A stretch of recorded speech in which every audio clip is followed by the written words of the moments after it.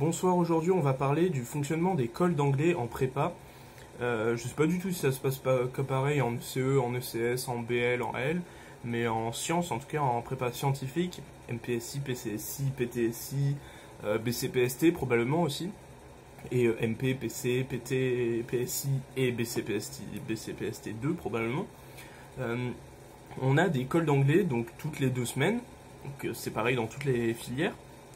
Et comment ça se passe? En fait, je pense que ça dépend pas mal de votre prof, du fonctionnement de votre prof, et aussi plus généralement de l'endroit où vous êtes. Parce que nous, si vous voulez, entre la PCSI et la PC, c'est les classes dans lesquelles j'étais, on a eu 2 profs différents, donc forcément d'une année sur l'autre, mais le fonctionnement restait similaire. C'est-à-dire que on commençait par des cols écrites, enfin avec des textes écrits, et la deuxième partie de l'année, on passait sur des textes oraux, enfin des enregistrements audio. Alors, exactement comment ça se passait? En première année, on arrivait, on connaissait la salle où était notre colleur d'anglais. On avait donc au début de l'année, donc peut-être en PCSI, on avait peut-être la première moitié de l'année où on faisait avec texte écrit.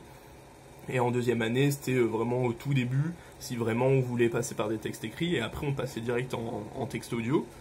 Donc en première année, on prenait notre texte, on allait se préparer dans le labo de langue pendant 20 minutes peut-être environ, en sachant que CCP, le temps de préparation, je crois que c'est 25 minutes, une connerie comme ça. C'est pas exact à la minute près, mais c'est à peu près ça. Donc pendant 20 minutes, on se préparait, donc on écrivait, on a un texte, donc souvent c'est quasiment tout le temps un extrait d'un article de journal, donc je sais pas, n'importe quoi, un article d'un journal international. Et en fait, la colle ensuite va se dérouler en 2 parties. C'est-à-dire que pendant cette phase de préparation de 20 minutes, vous allez devoir préparer 2 parties, dans l'idéal, mais souvent on n'a pas le temps de faire la deuxième partie. Première partie, c'est un résumé, donc résumé du texte, donc on doit résumer de façon ordonnée en 3 parties, donc on va faire un plan, avec dans l'introduction une contextualisation, la présentation du document, donc dire de la source et de quoi ça parle, la problématique, l'annonce de plan, de façon jolie, en ne disant pas premièrement on va parler de ça, deuxièmement on va parler de ça, et troisièmement on va finir par parler de ça. Non, il faut dire de façon jolie, par exemple après avoir traité gna gna et truc, alors on va voir que machin. Bref, une connerie comme ça vos profs vous le diront si vous allez entrer en prépa. C'est une méthode qu'ils vont devoir vous présenter. Je ne vais pas vous expliquer toute la méthode, mais en gros c'est ça. Mais si vous passez en deuxième année et que vous la connaissez pas, soit c'est parce que vous en avez pas fait du tout. Non mais c'est super bizarre. Non, normalement vous êtes censé connaître la méthode, et si vous la connaissez pas, demandez à votre prof. Même si vous a pas donné de méthode, il vous dirigera au moins vers, je sais pas, une méthode qui existe déjà. Mais normalement vos profs sont censés vous fournir une méthode, parce que vous pouvez pas l'inventer. C'est pas des choses qu'on fait au lycée, l'école d'anglais. Enfin les oraux, on fait pas ça au lycée quasiment. Enfin c'est pas sous cette forme-là. Donc voilà, donc vous avez fait votre première partie avec le plan. Après vous devez faire une petite conclusion pour cette première partie, et après faire une transition vers la deuxième partie qui est un commentaire. Commentaire, qu'est-ce que ça veut dire? C'est que vous allez soulever un problème ou pas dans le sujet que vous avez eu, et vous allez en discuter dans cette partie-là. Donc là c'est libre. Dans la première partie vous utilisez que des exemples du texte, donc le meilleur c'est comme dans une dissertation, c'est vous donnez dans vos grandes parties, vous donnez vos arguments et vous les étayez d'exemples donc du texte pour la première partie, donc en expliquant bien ce qu'a voulu faire transparaître le français, transparaître l'auteur. Et dans la deuxième partie, c'est la même chose, mais sauf qu'au lieu de donner des éléments du texte, vous pouvez y référer un petit peu, mais l'objectif, c'est justement de dépasser le texte et d'aller plus loin, et de donner votre avis un peu, mais surtout l'étayer d'exemples, soit de votre culture générale, ou de votre expérience personnelle. C'est préférable de faire culture générale, donc culture générale, je sais pas, littéraire, musicale, artistique, politique, géopolitique, tout ce que vous pouvez connaître sur le sujet, même filmographique.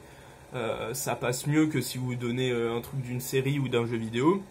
Même si vous amenez bien le truc, si c'est un exemple vraiment concret, réel d'un jeu vidéo, par exemple sur une histoire en fait d'un jeu vidéo, vous pouvez toujours l'amener, ça fera toujours quelque chose d'original. Moi des fois je me rapportais des fois à certains trucs musicaux, de pièces classiques ou pas, ou même des comportements qui devenaient récurrents dans la musique. Enfin, ça c'est vraiment selon le sujet.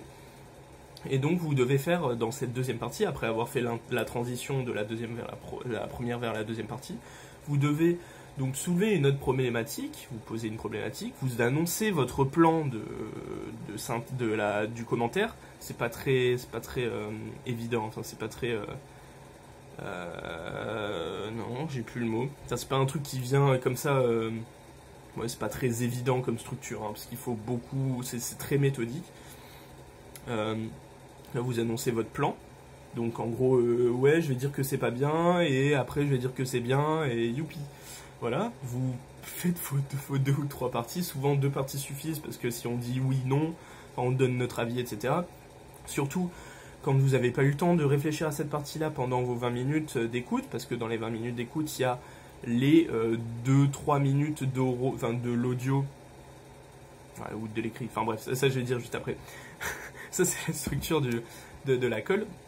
Donc quand vous avez fini votre deuxième partie, vous faites la conclusion, et la conclusion générale en disant ouais bon on a vu ça, mais au final c'est mieux de faire ça, et puis voilà on peut se demander si, enfin, et au final ça c'est bien aussi, voilà. Et après le prof va vous poser des questions, soit par rapport aux exemples que vous avez utilisés, aux arguments, etc., ou par rapport à des idées qu'il veut essayer de développer, etc. Donc ça, c'est la partie entretien, c'est la deuxième partie qui peut durer 10-15 minutes, je ne sais plus exactement, mais quelque chose comme ça. Alors après, sur le déroulement au cours de l'année, au début vous allez être sûrement sur des textes écrits, donc forcément, enfin moi personnellement j'arrive beaucoup mieux à comprendre des textes écrits que audio, parce que écrit, bah, t'as ce qui est écrit devant toi et tac tac tu le comprends du premier coup, que l'audio, bah, il faut, si t'as pas l'habitude, comme moi j'avais pas du tout l'habitude d'écouter de l'anglais, puisque je ne connais pas de natif avec qui parler, je ne regarde pas de séries, je ne regarde pas de films, donc je ne peux pas les regarder en anglais, en VO, si je les regarde pas de base, etc. Tout genre de trucs que j'avais pas en fait, toute cette stimulation audio que j'avais pas, j'avais juste les cours en fait, donc quand tu suis des cours d'anglais au lycée, au collège et en prépa, ben, personnellement je savais écrire, je savais lire, mais parler et écouter, c'était très peu faire, enfin je savais très peu faire, maintenant je pense que je me suis amélioré au fil du temps. Mais au début, j'étais vraiment, je pataugeais, j'entendais ça, j'étais obligé de faire des pauses, de répéter, etc. Ce que normalement, au vrai oraux, t'as pas le droit de faire, mais que tu peux faire, puisque tu es sur un vrai ordi, et que tu peux faire au début si tu n'y arrives pas, parce que ça sert à rien d'écouter 2-3 fois un audio, tu comprends pas, t'as le temps de rien noter, t'arrives devant le prof, et tu dis, bon, bah je sais pas, tu dis de la grosse merde, tu dis, t'as entendu qui parlait de voiture, bon, bah tu vas parler de voiture, blablabla, bla, bla, bla, tu fais ton commentaire, ah mais est-ce que les voitures c'est bien, oui, non, bah voilà, pose des questions, t'as pas compris le texte et tout. Vaut mieux au début, ils vont vous dire, vos profs aussi, de faire des pauses si t'en as besoin, bon pas de répéter 50 fois les trucs, mais c'est parce que sinon après ça va te bouffer tout le temps de la préparation, mais voilà, d'écouter, etc. Donc ça, au début, vous allez faire des textes écrits, et puis après, vous allez passer sur des audios. Nous, on s'entraînait directement sur des audios de la banque CCP des années d'avant. Donc là, on avait l'année 2018 et celle d'avant, mais on s'entraînait sur l'année 2018. Et voilà, tout simplement. Et voilà, et on allait, après les 20 minutes de préparation, on allait voir notre petit colleur, et on allait faire notre petit call, nous donner son avis à la fin, et puis voilà, c'était fini. Et nous, en première année, les notes ne comptaient pas de colle dans la moyenne d'anglais du semestre, alors qu'en deuxième année, oui. Ça dépend de votre prof. Et sachant que nous, en première année, et encore moins en deuxième année, les notes n'allaient pas très haut. Disons que si vous avez eu 13 et 14, vous avez bien réussi votre colle. Je sais pas du tout pourquoi ça se passe comme ça. Il y en a très peu, en deuxième année je crois, il y en a très peu, en tout cas dans notre classe, qui ont dépassé les 15-16, où c'est très épisodiquement. Et voilà, c'est parce qu'ils ont fait un truc exceptionnel. Mais moi de base j'ai jamais eu ça, le maximum que j'ai eu je crois c'était 14, j'ai jamais eu au-dessus. Ça c'est sûr, clair et net. En principe, je m'améliore, parce que entre les vacances, pendant les vacances d'été, par exemple après la première année, j'ai tout reperdu parce que j'ai pas reparlé anglais. Et puis après, quand je suis arrivé en début de PC, bah, j'ai fait de la grosse merde, et puis j'ai augmenté. Je commençais à 10 et je suis remonté vers 13-14. Voilà. Donc les notes ne montent pas très haut, donc ne soyez pas étonnés si vous avez un 10. Un 10, c'est sympa. Tant que vous avez au-dessus de la moyenne, enfin en tout cas nous, dans notre lycée, c'était ça, tant que vous avez au-dessus de la moyenne, c'est pas trop mal. Après, ça veut pas dire que vous êtes bilingue, mais c'est une colle à peu près réussie, vous avez su retranscrire les trucs qu'il y avait, etc.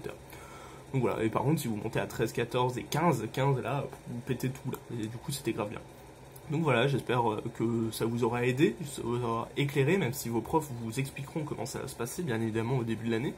Et voilà, ne vous inquiétez pas trop. Moi, je trouvais que c'était les codes d'anglais les plus chiantes, surtout à partir du deuxième semestre de première année, j'aime pas ça du tout. Mais bon, il faut le faire, peut-être que vous allez kiffer ça, et voilà. Allez, bonne journée, bonne soirée, et bonne fin de vacances. Bonnes vacances ou courage à vous si vous êtes encore en neuro, allez, courage.